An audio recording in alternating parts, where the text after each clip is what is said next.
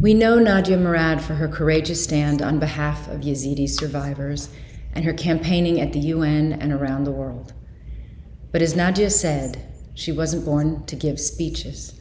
She never wished to leave the village of Kocho where she was born, the youngest of 11 children, the baby of the family, who woke every day to the sound of her mother baking bread in the tandoor oven, who helped with the harvest and the shearing, who enjoyed history at school and thought she might become a teacher, who played with makeup and dreamt of opening a hair salon. This young girl, raised in the ancient faith and traditions of the Yazidi people, should have been able to live a peaceful life. She should have had the chance to dress her friends' hair for their weddings, as she imagined, to teach in her local school, or to run for parliament. And she should have had the chance to see her mother grow old. Instead, for 2 long weeks, her village was encircled by Islamic State forces. They waited, trapped and defenseless, for help that never came.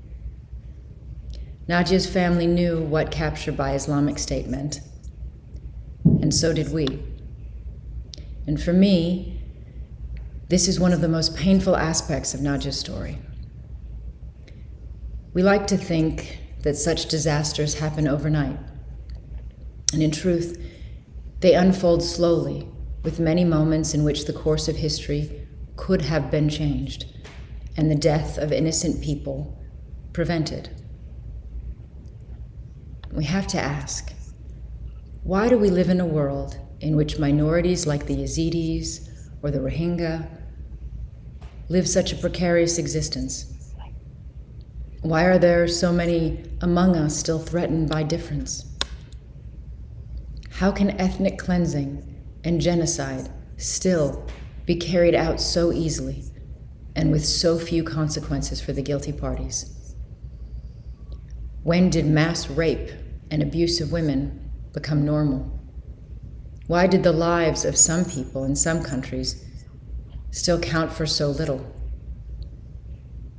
How can it be acceptable that there are over 80 million people living displaced from their homes, 80 million people who share aspects of Nadia's experience? I'm sorry, Nadia, that when it mattered most, you and your family were alone. You should have been protected, and instead, you now fight to protect others. In your book, you wrote, "Being forced to leave your home out of fear is one of the worst injustices a human being can face. Everything you love is stolen, and you risk your life to live in a place where you're not really wanted." I recognize the injustice of that description. Who could not? But I feel I speak for many when I say, you are wanted. And more than that, you are needed. Your courage and your commitment to justice sets an example and a path for all of us. So I'm delighted to present you and Nadia's initiative, Refugee International's Award.